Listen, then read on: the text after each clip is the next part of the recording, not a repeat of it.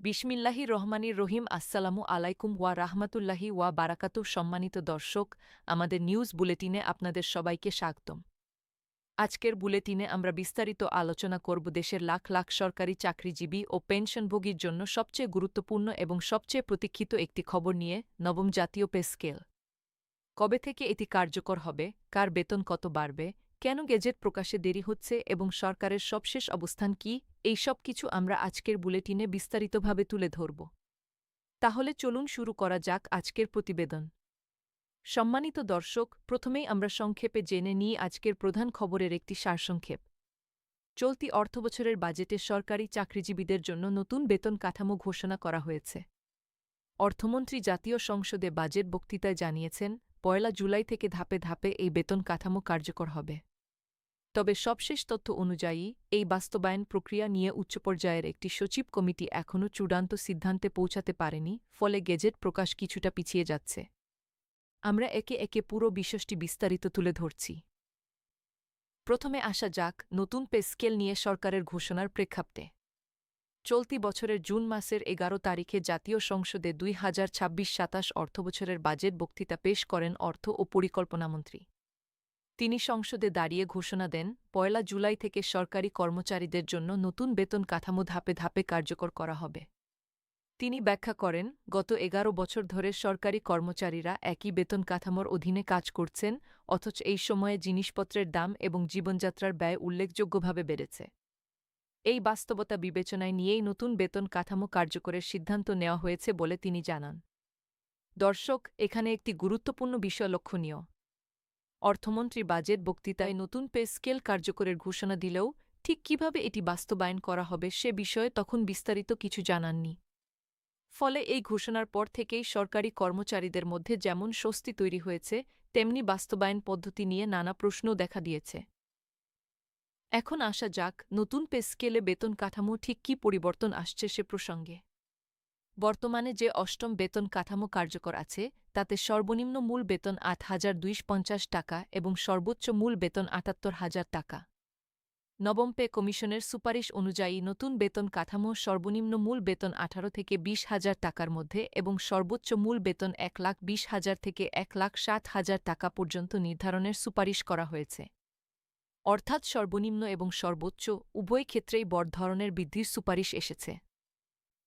গ্রেডভিত্তিক হিসাবে যদি আমরা তাকাই, তাহলে দেখা যাচ্ছে বর্তমানে কার্যকর থাকা ২০টি গ্রেডের মধ্যে ১ থেকে ১০ নম্বর গ্রেডে, অর্থাৎ উচ্চপদস্থ কর্মকর্তাদের ক্ষেত্রে মূল বেতনে ১% বা তার কিছুটা কম বৃদ্ধির সুপারিশ থাকতে পারে। অন্যদিকে ১১ থেকে ২০ নম্বর গ্রেডে, অর্থাৎ তুলনামূলক নিম্নপদস্থ কর্মচারীদের ক্ষেত্রে গড়ে ৩১% পর্যন্ত বেতন বৃদ্ধির সুপারিশ থাকতে পারে বলে অর্থ মন্ত্রণালয়ের সংশ্লিষ্ট সূত্র জানিয়েছে। সব মিলিয়ে নবম পে কমিশন মূল বেতনে ১ থেকে ৪২% পর্যন্ত বৃদ্ধির সুপারিশ করেছে, পাশাপাশি অন্যান্য ভাতা ও সুযোগ সুবিধাও উল্লেখযোগ্যভাবে বাড়ানোর সুপারিশ করা হয়েছে। দর্শক, লক্ষণীয় বিষয় হল এই বৃদ্ধির হার সব গ্রেডে সমান নয়। নিচের গ্রেডগুলোতে শতাংশের হিসাবে বৃদ্ধি বেশি দেখানো হলেও প্রকৃত টাকার অঙ্কে তা তুলনামূলক কম হওয়ায় নিম্ন গ্রেডের কর্মচারীদের মধ্যে এক ধরনের ক্ষোভ ও অসন্তোষ তৈরি হয়েছে। আমরা এই বিষয়টি একটু পরে বিস্তারিত তুলে ধরব। এবার আসা যাক অর্থায়ন এবং বাজেট বরাদ্দের প্রসঙ্গে। ২০২৬-২৭ অর্থবছরের প্রস্তাবিত বাজেটে সরকারি কর্মচারীদের নতুন বেতন কাঠামোর আংশিক বাস্তবায়নের জন্য ৪৪,০০০ কোটি টাকা বরাদ্দ রাখা হয়েছে। তবে অন্যান্য পে স্কেল সংশোধনের নজিরের মতোই এবারও বাজেট নথিতে বেতন ভাতা খাতে আলাদাভাবে কোনো বৃদ্ধি সরাসরি দেখানো হয়নি। অর্থ মন্ত্রণালয়ের কর্মকর্তারা জানিয়েছেন, এই বরাদ্দ নেট পাবলিক সার্ভিস খাতের মধ্যে রাখা হয়েছে। চলতি অর্থবছরের সংশোধিত বরাদ্দের তুলনায় এই খাতে ব্যয় ৫৪,৫৭২ কোটি টাকা বেড়ে নতুন অর্থবছরে দাঁড়িয়েছে ১,৪১,৪৪৪ কোটি টাকায়। কর্মকর্তাদের ভাষ্য অনুযায়ী, বাস্তবায়নের অগ্রগতির উপর নির্ভর করে ৪৪,০০০ কোটি টাকার এই বরাদ্দ সরকারি কর্মকর্তা-কর্মচারী, পেনশনভোগী এবং এমপিওভুক্ত শিক্ষক কর্মচারীদের বেতন সমন্বয়ে ব্যয় করা হবে।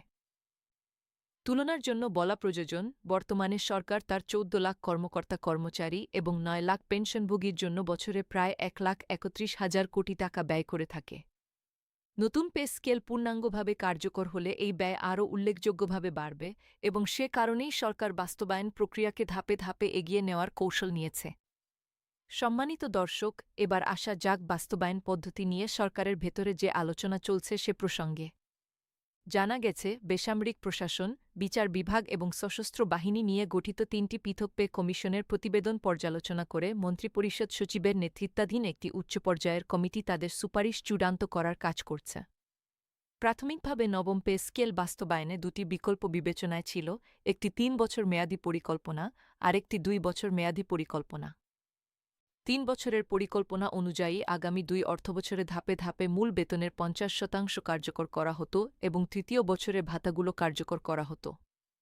তবে অর্থ বিভাগ জানিয়েছে, ২ ধাপে মূল বেতন বাস্তবায়ন করা হলে সরকারের সমন্বিত বাজেট ও হিসাবরক্ষণ ব্যবস্থা, যা আইবিএস প্লাস প্লাস নামে পরিচিত, সেখানে কারিগরি জটিলতা তৈরি হতে পারে। এই কারণে অর্থ বিভাগ একবারেই মূল বেতন পুরোপুরি কার্যকর করার সুপারিশ করেছিল। তবে সার্বিকভাবে সরকার ২ ধাপে পে স্কেল বাস্তবায়নের দিকেই এগোচ্ছে বলে সংশ্লিষ্ট সূত্র জানিয়েছে। দর্শক, প্রাথমিক পরিকল্পনা অনুযায়ী আশা করা হয়েছিল, প্রধানমন্ত্রীর অনুমোদনের পর জুলাই মাসের মাঝামাঝি সময়ে এই সংক্রান্ত গেজেট প্রকাশ করা হবে। অর্থ মন্ত্রণালয়ের একজন কর্মকর্তা তখন জানিয়েছিলেন, চূড়ান্ত সিদ্ধান্ত প্রধানমন্ত্রীর অনুমোদনের উপর নির্ভর করছে এবং জুলাইয়ের মাঝামাঝি বা তার পরের সপ্তাহে গেজেট প্রকাশের আশা করা হচ্ছিল। তবে সম্মানিত দর্শক, এখন আমরা আপনাদের জানাচ্ছি সবচেয়ে সাম্প্রতিক ও গুরুত্বপূর্ণ আপডেট। জুলাই মাসের ১৫ তারিখ বুধবার মন্ত্রিপরিষদ সচিবের নেতৃত্বে মন্ত্রিপরিষদ বিভাগের সম্মেলনকক্ষে নবম পে স্কেল সংক্রান্ত একটি গুরুত্বপূর্ণ বৈঠক অনুষ্ঠিত হয়। কিন্তু এই বৈঠকেও সুপারিশমালা চূড়ান্ত করা সম্ভব হয়নি। ফলে সরকারি চাকরিজীবীদের বহু প্রতীক্ষিত এই বেতন কাঠামো বাস্তবায়ন সংক্রান্ত সুপারিশমালা এখনও চূড়ান্ত করতে পারেনি উচ্চ পর্যায়ের এই সচিব কমিটি। অর্থাৎ যে গেজেট জুলাইয়ের মাঝামাঝি সময়ে প্রকাশের কথা ছিল, তা এখনও প্রকাশিত হয়নি এবং প্রক্রিয়াটি জটিলতার মধ্য দিয়ে যাচ্ছে। এই বিষয়ে বিশ্লেষকরা মনে করছেন, এত বড় একটি বেতন কাঠামো পরিবর্তনের ক্ষেত্রে আর্থিক সঙ্গতি, প্রশাসনিক প্রস্তুতি এবং কারিগরি ব্যবস্থাপনার মতো একাধিক জটিল বিষয় একসঙ্গে সমন্বয় করতে হচ্ছে সরকারকে, যে কারণে সময় লাগছে। পাশাপাশি সামষ্টিক অর্থনৈতিক পরিস্থিতি এবং মূল্যস্ফীতির চাপের বিষয়টিও বিবেচনায় রাখতে হচ্ছে বলে সংশ্লিষ্টরা জানিয়েছেন। সম্মানিত দর্শক, এবার আমরা তুলে ধরব সরকারি কর্মচারীদের প্রতিক্রিয়া এবং তাদের দাবি দেওয়ার বিষয়টি। নতুন পে স্কেল ঘোষণা এবং বাস্তবায়নে বিলম্ব নিয়ে সরকারি কর্মচারীদের মধ্যে দীর্ঘদিন ধরেই ক্ষোভ পুঞ্জীভূত হচ্ছিল। এই প্রেক্ষাপটে বাংলাদেশ সরকারি কর্মকর্তা কর্মচারী কল্যাণ সমিতি এপ্রিল মাসের ৫ থেকে ১০ তারিখ পর্যন্ত দেশব্যাপী ৬ দিনের কর্মসূচি ঘোষণা করেছিল। তাদের মূল দাবি ছিল, অবিলম্বে নবম পে স্কেল ঘোষণা ও বাস্তবায়ন করা, অন্তর্বর্তীকালীন ব্যবস্থা হিসেবে ৫০% মহার্ঘ ভাতা প্রদান করা এবং আসন্ন বাজেটে পে স্কেলের জন্য পর্যাপ্ত বরাদ্দ রাখা। এই কর্মসূচির পরপরই সরকার বাজেটে পে স্কেল বাস্তবায়নের ঘোষণা দেয়, যা কর্মচারীদের মধ্যে স্বস্তি নিয়ে আসে। তবে এখন গেজেট প্রকাশে বিলম্ব হওয়ায় আবারও কর্মচারীদের মধ্যে উদ্বেগ দেখা দিয়েছে বলে বিভিন্ন প্রতিবেদনে উঠে এসেছে। দর্শক, আরেকটি গুরুত্বপূর্ণ বিষয় হল, নতুন পে স্কেলের গ্রেড-ভিত্তিক বণ্টন নিয়ে সব শ্রেণীর কর্মচারী সমানভাবে সন্তুষ্ট নন। বিশেষ করে ১১ থেকে ২০ নম্বর গ্রেডের কর্মচারীদের মধ্যে অসন্তোষ লক্ষ্য করা যাচ্ছে। বিভিন্ন প্রতিবেদনে উল্লেখ করা হয়েছে, এই গ্রেডগুলোর মধ্যে বেতনের ব্যবধান মাত্র ৩ থেকে ৭ টাকার মতো সংকীর্ণ থাকার আশঙ্কা তৈরি হয়েছে, যা নিয়ে সংশ্লিষ্ট কর্মচারীরা ক্ষোভ প্রকাশ করছেন। তাদের বক্তব্য হল, শতাংশের হিসাবে বৃদ্ধি বেশি দেখানো হলেও প্রকৃত টাকার অঙ্কে ভিন্ন ভিন্ন গ্রেডের মধ্যে পার্থক্য যথেষ্ট না হওয়ায় বেতন কাঠামোর মূল উদ্দেশ্যই ব্যাহত হতে পারে। পাশাপাশি সরকারি কর্মচারী কল্যাণ সমিতির পক্ষ থেকে আরও একটি অনুরোধ উঠে এসেছে, তা হল সরকারের আর্থিক সঙ্গতি বিবেচনায় যদি একবারে পূর্ণাঙ্গ বাস্তবায়ন সম্ভব না হয়, তাহলে অন্তত ২টি ধাপে হলেও জেন পে স্কেল কার্যকর করা হয়, যাতে কর্মচারীরা দ্রুত সুফল পেতে শুরু করেন। এবার আসা যাক বেসরকারি খাতের কর্মজীবীদের প্রসঙ্গে, যা এই পুরো আলোচনার একটি গুরুত্বপূর্ণ দিক। সরকারি চাকরিজীবীদের জন্য নতুন পে স্কেল বাস্তবায়নের উদ্যোগ যেখানে সরকারি কর্মীদের মধ্যে স্বস্তি ও প্রত্যাশা তৈরি করেছে, সেখানে দেশের বিপুল সংখ্যক বেসরকারি চাকরিজীবীর মধ্যে দেখা দিয়েছে নতুন উদ্বেগ। সংশ্লিষ্ট বিশ্লেষকদের মতে, সরকারি খাতে বড় ধরনের বেতন বৃদ্ধি হলে বেসরকারি খাতের বেতন কাঠামোর সঙ্গে একটি বড় ব্যবধান তৈরি হতে পারে, যা দীর্ঘমেয়াদে দক্ষ জনবল ধরে রাখার ক্ষেত্রে বেসরকারি প্রতিষ্ঠানগুলোর জন্য চ্যালেঞ্জ তৈরি করতে পারে। এ নিয়ে অর্থনীতিবিদরাও বিভিন্ন মহলে মতামত দিচ্ছেন যে সরকারি ও বেসরকারি খাতের মধ্যে বেতন বৈষম্য বাড়লে তা সামগ্রিক শ্রমবাজারে প্রভাব ফেলতে পারে। দর্শক, এবার আমরা একটু ফিরে তাকাই সরকারের সাম্প্রতিক অবস্থানের দিকে। মে মাসের মাঝামাঝি সময়ে সরকারের পক্ষ থেকে জানানো হয়েছিল ২০২৬-২৭ অর্থবছরের শুরু থেকেই নবম জাতীয় পে স্কেল বাস্তবায়নের জন্য নির্দেশনা দেওয়া হয়েছে এবং আসন্ন জাতীয় বাজেটে এর জন্য বিশেষ বরাদ্দ রাখা হবে বলে তখন জানানো হয়েছিল।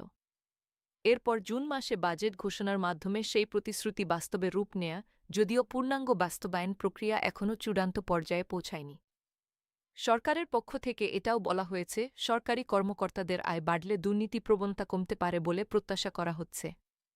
অর্থমন্ত্রীর বাজেট পরবর্তী বিভিন্ন বক্তব্যে এই প্রসঙ্গটি উঠে এসেছে, যেখানে তিনি বলেছেন পর্যাপ্ত বেতন কাঠামো থাকলে সরকারি কর্মচারীরা আর্থিকভাবে স্বস্তিতে থাকবেন এবং এর একটি ইতিবাচক প্রভাব প্রশাসনিক স্বচ্ছতার ক্ষেত্রেও পড়তে পারে।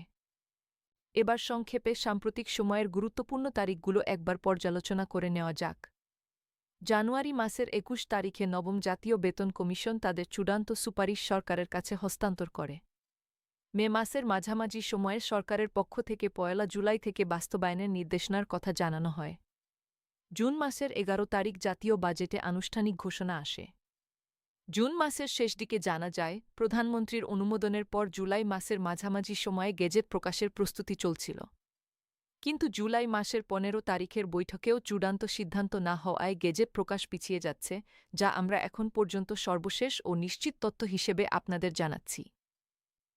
সম্মানিত দর্শক, এখন প্রশ্ন হল, সামনে কি হতে যাচ্ছে? সংশ্লিষ্ট সূত্র অনুযায়ী আইনি ও প্রশাসনিক প্রক্রিয়া সম্পূর্ণ করতে আরও কিছুটা সময় লাগতে পারে। তবে সরকার একটি কৌশল অবলম্বন করছে বলে জানা গেছে, যাতে গেজেট প্রকাশে দেরি হলেও কর্মচারীরা আর্থিকভাবে ক্ষতিগ্রস্ত না হন।